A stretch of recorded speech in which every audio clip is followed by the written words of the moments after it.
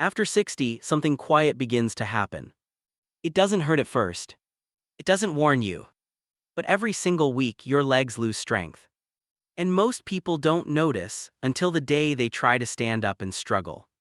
Here's the hard truth. Research shows adults over 60 can lose 1–3% of muscle strength per year. After 70, the decline speeds up. This condition is called age-related muscle loss or sarcopenia. It increases the risk of falls, fractures, and loss of independence. And falls are not small events. According to the Centers for Disease Control and Prevention, 1 out of 4 adults over 65 falls every year in the United States alone. Similar patterns are reported in the UK and Canada. But here's what most people miss. Weak legs are not just about aging. They are about an activity. When you stop challenging your muscles, your nervous system also forgets how to activate them. Muscles shrink, balance weakens, reaction time slows. But the good news: your body still responds to training, even at 60, even at 70, even at 80. Today, I'll show you 4 simple chair exercises that rebuild strength safely. No gym, no floor work, no jumping. And by the end, I want you to ask yourself one honest question. Are your legs getting weaker, or are you training them to stay strong? Let's begin. Number 1, seated knee extension. Are your thigh muscles strong enough to help you stand up safely? Let me ask you something simple. When you stand up from a chair, what muscle does most of the work? It's your quadriceps, the large muscles on the front of your thighs. If these muscles are weak, standing becomes slow, climbing stairs becomes painful, knees begin to ache, and your risk of falling increases. A study published in the Journal of Gerontology, Medical Sciences found that lower quadriceps strength is strongly linked to mobility disability in older adults. In plain language, weak thighs mean less independence. So how do we fix this safely? The seated knee extension. Here's how. Sit tall in a sturdy chair. Keep your back straight. Slowly lift one foot until your leg is straight. Tighten your thigh muscles. Hold for 3–5 seconds. Lower slowly. Repeat 8–12 times, then switch legs. Simple but powerful. Why does this work? Because this movement isolates the quadriceps, it also retrains the brain-to-muscle connection, and that connection weakens with age. And here's something important. Move slowly. Research from the National Institute on Aging shows that controlled strength training improves muscle quality and joint stability in older adults. Slow movement increases muscle tension without stressing the joints. If your knees hurt, reduce the range. You don't need to fully straighten at first. Consistency matters more than intensity. Ask yourself this: when was the last time you trained your thighs on purpose? Most people train their arms, few train the muscles that keep them standing. Do this exercise 3 to 4 times per week. And notice something. Standing up will start to feel easier. But this is only one part of the puzzle. Because strong thighs alone do not prevent falls. Your hips must also wake up. Let's talk about that next. Number 2, seated march. Are your hip flexors so weak that you're more likely to trip? Have you ever noticed your foot catching the ground when you walk? That small stumble, that shuffle. It often starts with weak hip flexors. These muscles lift your leg when you walk. If they are weak, your steps become low and short, and low steps increase the chance of tripping. A report from the World Health Organization highlights that reduced lower limb strength is a major contributor to falls worldwide among older adults. So how do we strengthen the muscles that lift your legs? The seated march. It looks simple, but don't underestimate it. Here's how. Sit tall. Hold the sides of the chair if needed. Slowly lift one knee toward your chest. Pause for 2 seconds.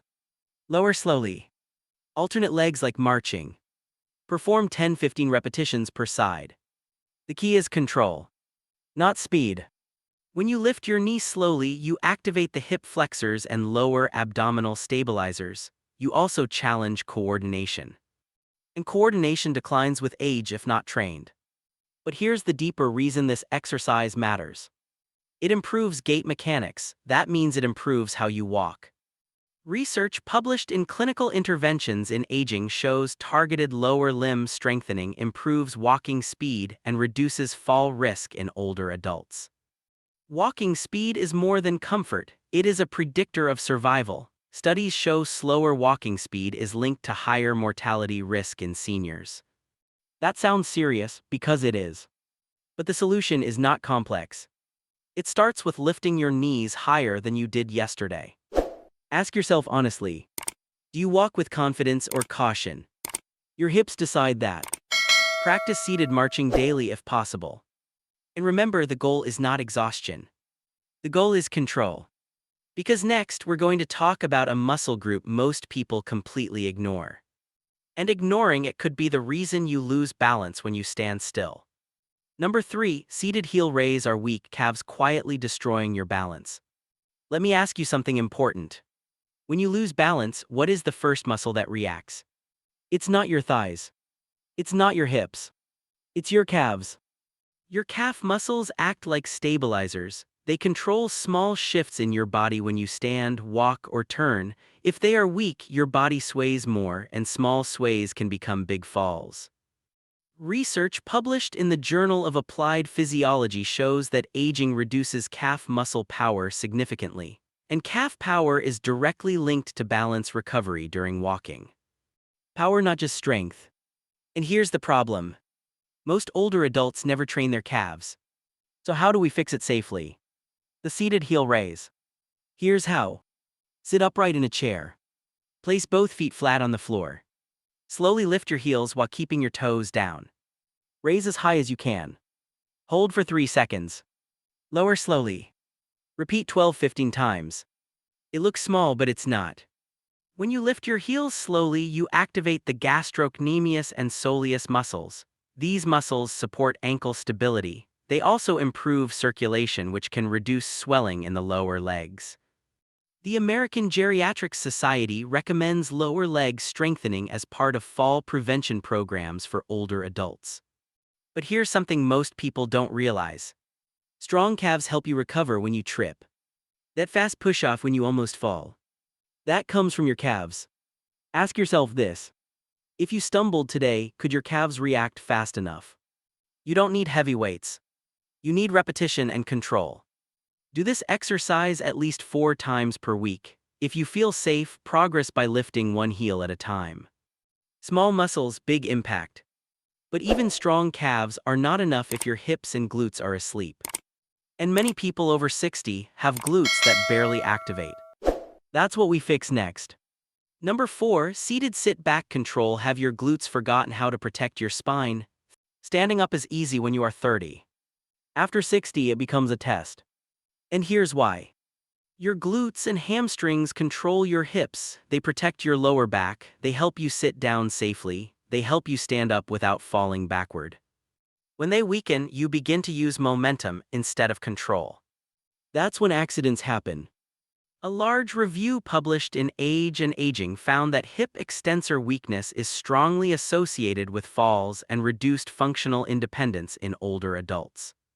So how do we safely rebuild glute and hamstring control? The seated sit-back control exercise. Here's how. Sit at the edge of a sturdy chair. Feet flat, shoulder width apart. Lean slightly forward. Begin to stand up halfway. Pause. Slowly sit back down with control. Repeat 8-12 times. Notice something important. You are not fully standing at first. You are controlling the hardest part, the transition. That pause activates the glutes. The slow lowering trains eccentric strength. Eccentric control is what prevents collapse. And here's something powerful. This movement also retrains your nervous system. When you pause and hold tension, you create an isometric contraction. Isometric strength has been shown to improve neuromuscular activation in older adults, according to research from National Strength and Conditioning Association. That means your brain learns to recruit more muscle fibers again. Ask yourself honestly, do you drop into chairs or lower yourself with control?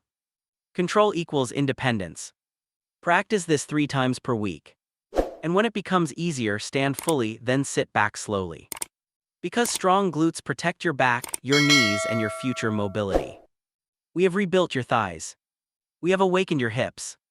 We have strengthened your calves. We have reactivated your glutes. But there is one more powerful layer most people ignore: your nervous system. And without training it, strength alone is not enough. Number 5, isometric leg press in a chair. Has your nervous system forgotten how to fire your muscles? Now we go deeper. You can build muscle. You can move your joints. But if your nervous system does not activate those muscles fast enough, strength will not protect you. After 60, something subtle changes. Your brain sends slower signals to your muscles. This affects reaction time and coordination. That delay is often the difference between catching yourself or falling.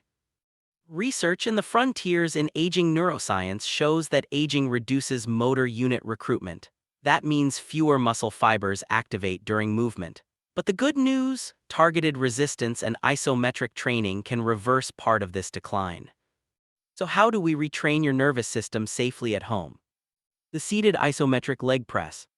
Here's how. Sit upright in a sturdy chair. Place both feet flat on the floor. Push your feet firmly into the ground as if you are trying to stand. Do not actually move. Tighten your thighs, calves, and glutes. Hold the tension for 5-10 seconds. Relax. Repeat 6-8 times. It may not look like much, but inside your body, something powerful is happening. When you press without moving, your muscles contract fully. Your nervous system learns to recruit more fibers at once. This improves stability during real-life movements like standing, climbing stairs, or catching balance. And because there is no joint movement, it is gentle on knees and hips. The National Institute on Aging confirms that even low-impact resistance training improves neuromuscular coordination and reduces fall risk in older adults. Ask yourself something serious. If you trip today, could your muscles fire instantly? This exercise trains that response. Do it 3 to 4 times per week. Focus on strong tension, breathe normally, do not hold your breath. You are not just strengthening muscles.